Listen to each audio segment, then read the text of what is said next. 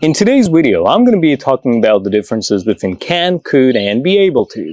The students know how to use can and could, but always feel confused about the structure of be able to, when and where it's used, and why we fundamentally use it.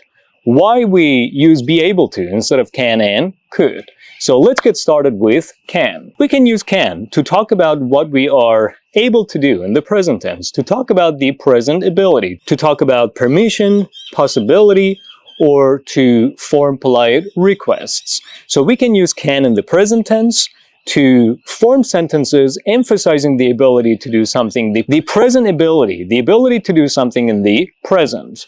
Let me give you some examples of can. She can speak 4 languages. She can speak 4 languages, which means she has the present ability to speak 4 languages. Can you help me with this? Can you help me with this? It is used to form a request, a polite request. Are you able to help me with this? Do you have the ability to help me with this? We can go to the beach today. We can go to the beach today, which means we're able to go to the beach today. We have the ability to go to the beach today.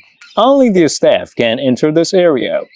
Only the staff can enter this area, meaning that only the staff, the people working here, are allowed to enter this area. So we're talking about permission. I can hear music from the next room.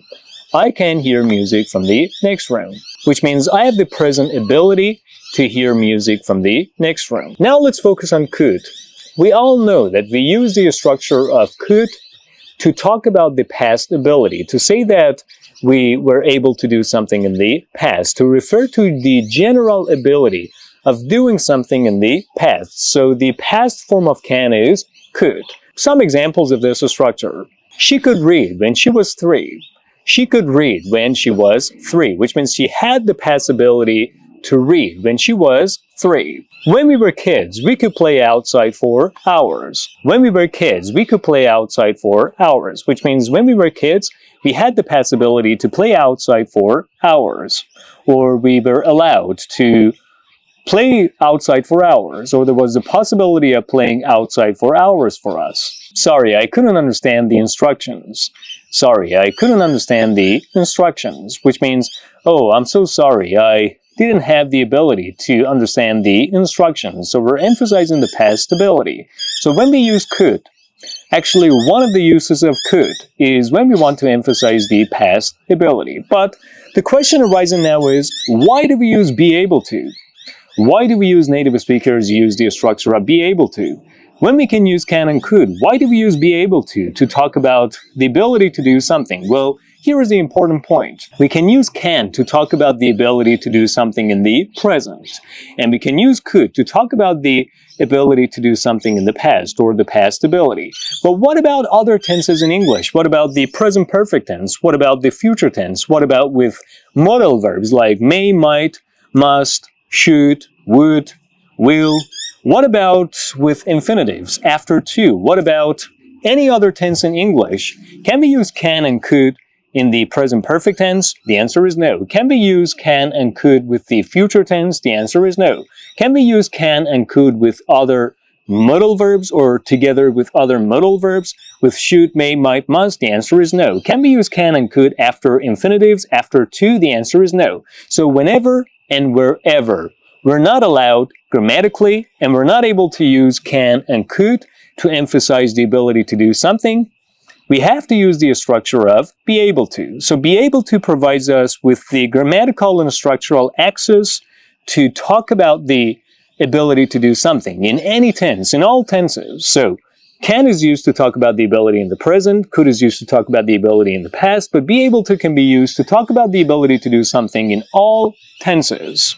In any tense in English, in any grammatical structure. And here is the structure of be able to. We have subject plus am, is, are, was, were, have been, has been, will be, can be, could be, should, maybe, might be, will be, would be, plus able to, plus verbs. The simple form of verbs without ed, to, and ing.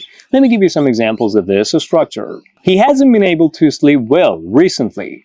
He hasn't been able to sleep well recently, which means he hasn't had the ability to sleep well recently. So here is how we can use be able to in a present perfect sentence, or here is how we can emphasize the ability to do something or talk about the ability to do something by using a present perfect structure. We cannot use can and could with the present perfect structure, right? We cannot say he hasn't can sleep well or he hasn't could sleep well recently, so we use be able to. He hasn't been able to sleep well recently. Another example, have you ever been able to travel to Japan? Have you ever been able to travel to Japan? Which means, have you ever had the ability to travel to Japan? So here again, we cannot use can and could to form this sentence. We cannot say, have you ever could travel to Japan? Wrong. Have you ever can travel to Japan? Wrong. So we use be able to because we're not allowed to use can and could in the present perfect tense, but we can use be able to do so, to express the present perfect ability to do something. So we can say, have you ever been able to travel to Japan? One more example. You must be able to speak English. You must be able to speak English. One question, can we say, you must can speak English? No. You must could speak English? No. After must, you cannot use can and could. You're only allowed to use the simple form of verbs. So you're not allowed to use a modal verb like can or could directly after another modal verb like must. So we have to use be able to and say, you must be able to speak English. You must be able to speak English. One more example. I'm trying hard to be able to speak English. I'm trying hard to be able to speak English. Can we say I'm trying hard to can speak English? No. Can we say I'm trying hard to could speak English? Again, no. After to, after the infinitive structure of to, we should only use the simple form of verbs. We're not allowed to use modal verbs like can, could, should, may, and must. So we have to use be able to. I'm trying to be able to speak English. I'm trying to be able to speak English. So we can use can and could to talk about the ability to do something in the present and in the past. But at the same time, we can use be able to talk about the ability to do something in all tenses, especially when and where we cannot use can and could. So that is the difference between can and could and be able to. And that's about all, guys. Thank you for watching today's video. Make sure you like this video, give me a thumbs up in support of this channel. Thank you for doing so, and subscribe if you haven't done so already. I'll be back soon with another video.